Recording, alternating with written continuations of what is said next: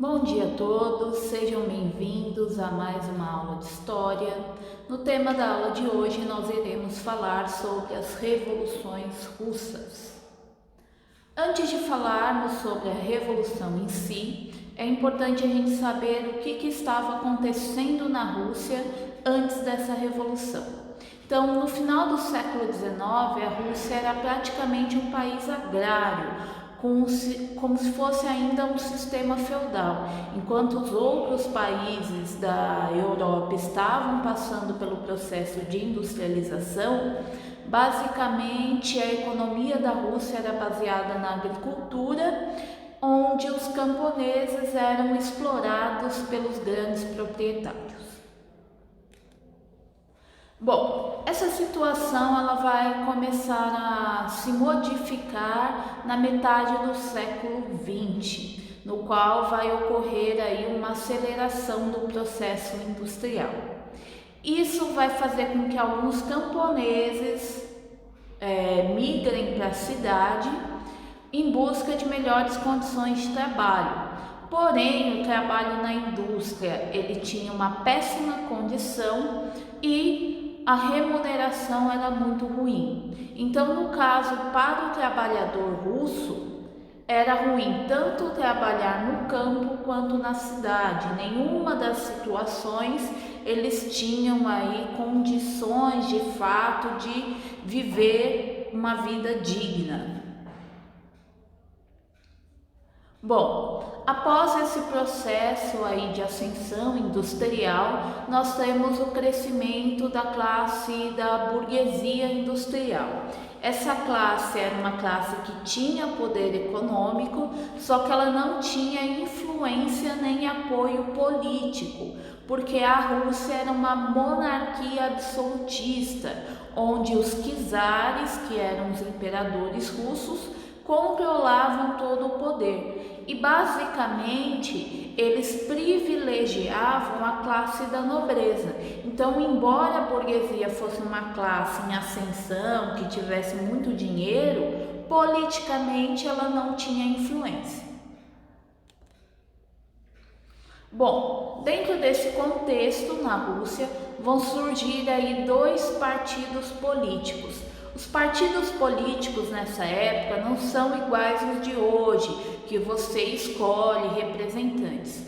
Nesse momento, o partido político eram, na verdade, pessoas que tinham ideias em comum e queriam modificar a sociedade.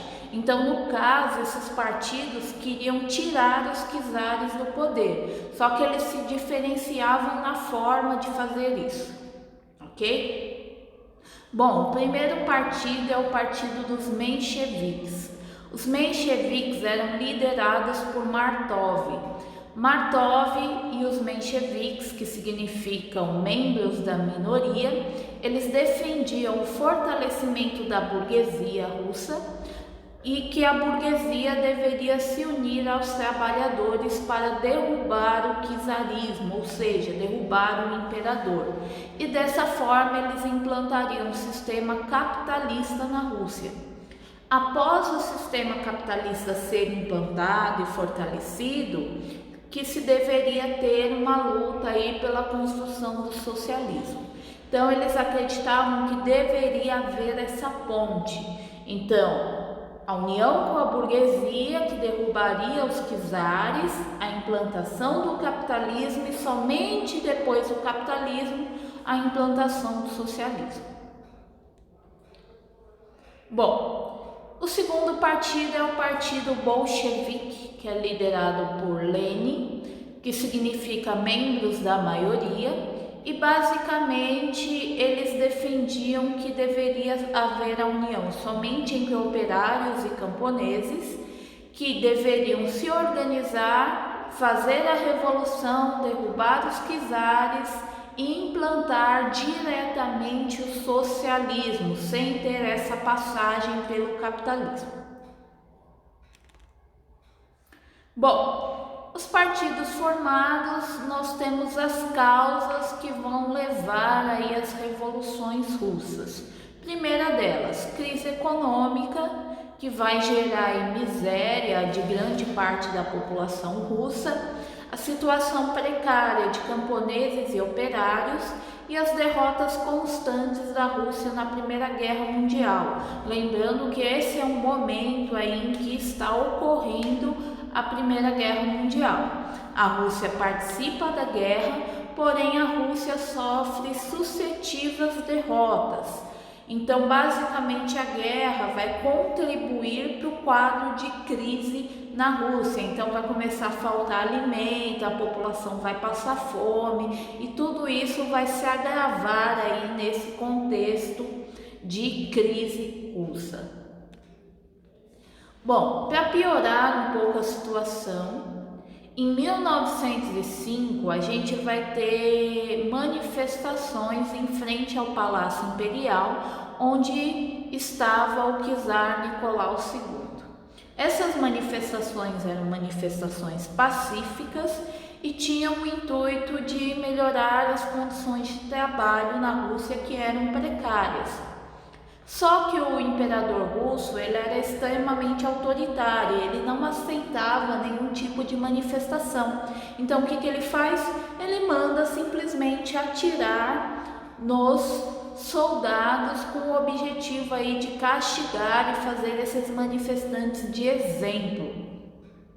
Só que o tiro acaba saindo pela culatra, porque ao invés desse momento causar medo na população, isso acaba gerando ainda mais revolta. Então, na Rússia, a gente começa a ter diversas manifestações espalhadas por todas as cidades no território russo. E isso acaba obrigando Nicolau II a formar uma Duma, que é uma espécie de parlamento. Porém, essa divisão do poder do Nicolau II com o parlamento não vai durar muito tempo.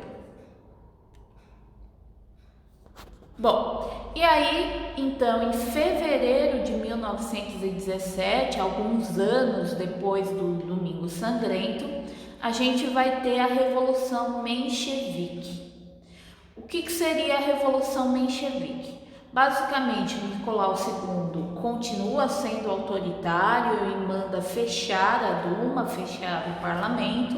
Isso vai causar uma mobilização popular muito grande na Rússia e vai acabar derrubando o governo do czar Nicolau II. Nicolau vai ser preso juntamente com a sua família e vai se instaurar na Rússia uma república provisória, liderada por Alexandre Kerensky, que era do partido menchevique. Durante esse período de governo provisório, efetivamente não vai se modificar muitas coisas na Rússia.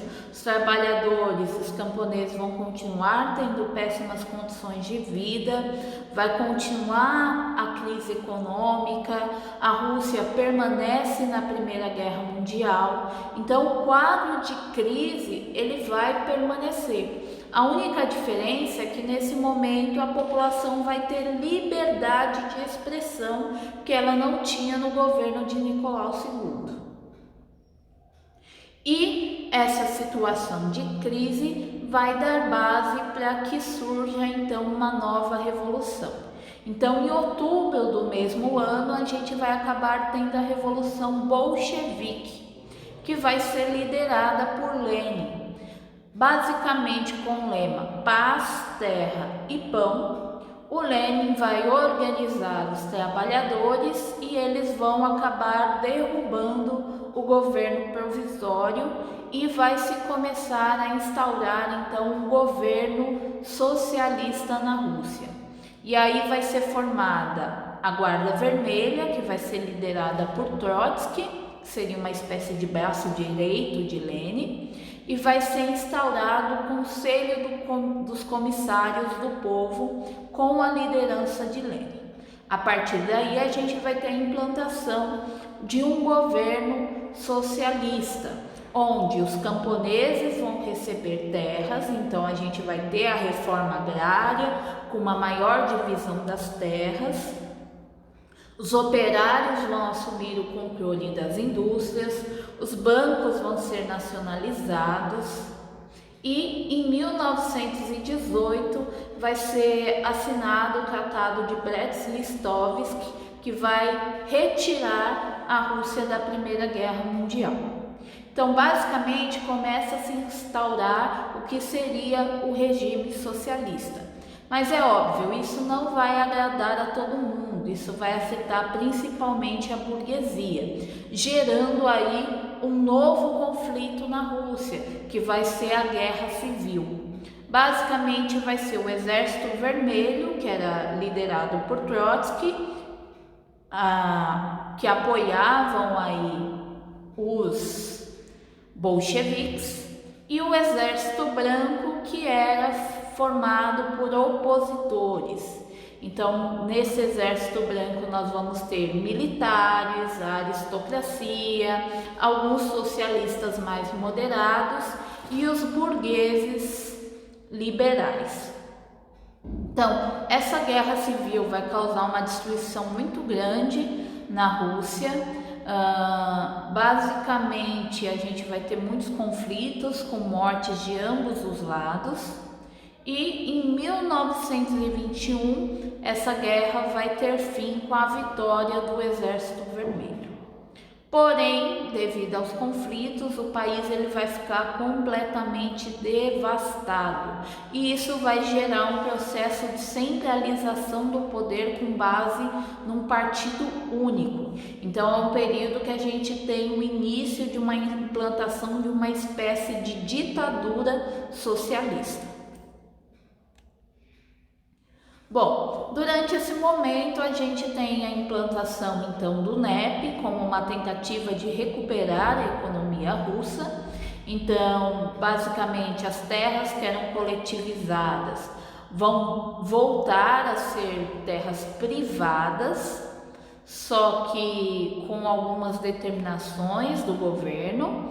Os operários eles vão ter seus salários diferenciados de acordo com aquilo que eles produziam, e a Rússia vai tentar aí estabelecer relações com alguns países da Europa a fim de ter empréstimos e investimentos. Nesse momento será também formado o que nós conhecemos como a URSS, que é a União das Repúblicas Socialistas Soviéticas, ou resumindo, a União Soviética. Basicamente, com o NEP, a União Soviética ela vai acabar crescendo economicamente e se reestruturando. Só que em 1924 vai ocorrer a morte de Lenin e isso vai gerar uma nova disputa política na Rússia. Bom, dentro dessa disputa a gente vai ter a imagem de duas pessoas. O Trotsky, que anteriormente eu falei que ele era o líder da Guarda Vermelha e ele era visto como um herói dentro da Revolução Russa, e o Stalin, que foi um dos organizadores do Partido Socialista e ele tinha muita influência política.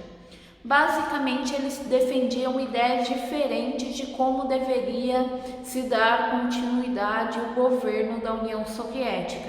Então, Trotsky ele defendia a ideia de uma revolução permanente, que seria a implantação do socialismo dentro de uma escala mundial.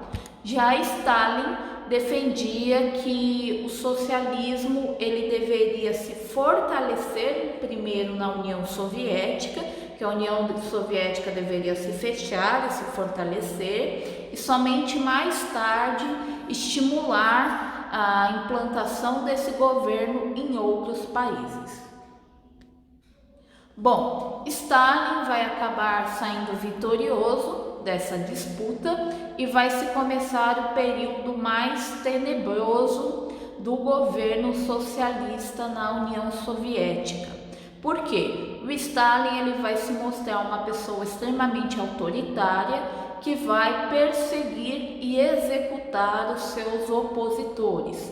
Trotsky vai ser um deles. Trotsky ele vai ser expulso da Rússia, sendo considerado um traidor, e ele vai acabar fugindo para o México. Só que Stalin, não contente, vai mandar um espião até o México e vai executar Trotsky. É um momento em que Stalin fecha toda a União Soviética para o mundo externo e isso vai acabar ocasionando diversas perseguições ali dentro e muitas mortes.